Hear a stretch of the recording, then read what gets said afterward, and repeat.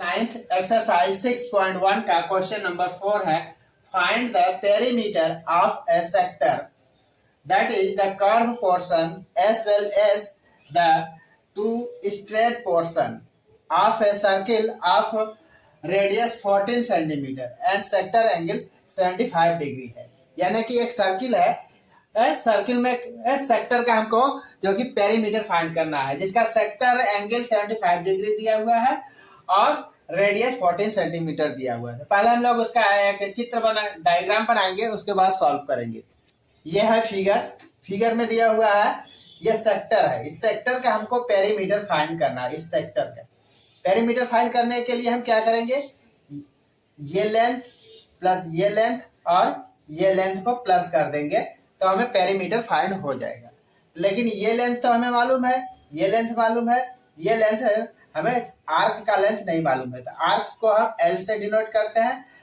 L यानी arc निकालने का फार्मूला हमें मालूम है, l is equal to theta 360 into 2 pi r. R में वैल्यू पुट करके हम इस एल की जो कि लेंथ फाइंड कर लेंगे। लेंथ फाइंड करके हम इसको और इसको प्लस कर देंगे तो हमारा पेरीमीटर फाइंड हो जाएगा। तो एल सेक्टर दिया हुआ है 75 डिग्री, तो यहाँ लिखेंगे 75 अपन 360 इंटू 2 पाई की वैल्यू 22/7। आर दिया हुआ है यहाँ से यहाँ तक 40 है, इसको 7 2 जा 14, 2 से इसको काट देंगे तो 180 डिग्री हो जाएगा। फिर इसको काट देंगे, फिर 2 से काटेंगे इसको 90, फिर 2 से इसको काट देंगे ये 11 हो जाएगा और इसको काटेंगे तो ये हो जाएगा 45।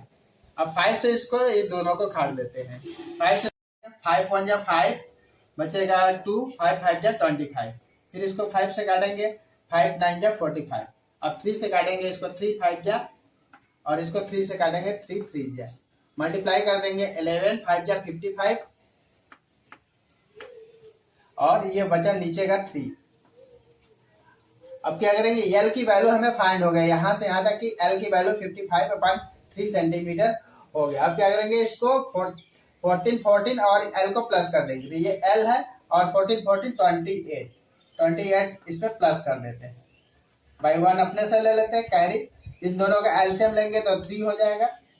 अब क्रॉस मल्टीप्लाई कर देते हैं। क्रॉस मल्टीप्लाई करेंगे 3 8 जा 24 कैरी 2, 3 2 जा 6 to 8 प्लस इसको 1 से मल्टीप्लाई करेंगे तो 55 और 5 9 होगा और 8 5 13 113/3 सेंटीमीटर। यही हमारा पेरीमीटर हो चुका है। इसको हम यदि सॉल्व करना चाहेंगे तो डेसिमल में आएगा। डेसिमल में हम इसको 3 से डिवाइड नहीं हो पाएगा तो हम इतने पर ही इसका आंसर लिख सकते हैं। तो ये हमारा पेरीमीटर, हमने क्या किया, इस एल की वैल्यू को फाइंड किया है और एल की वैल्यू फाइंड किया तो 55/3 आया है।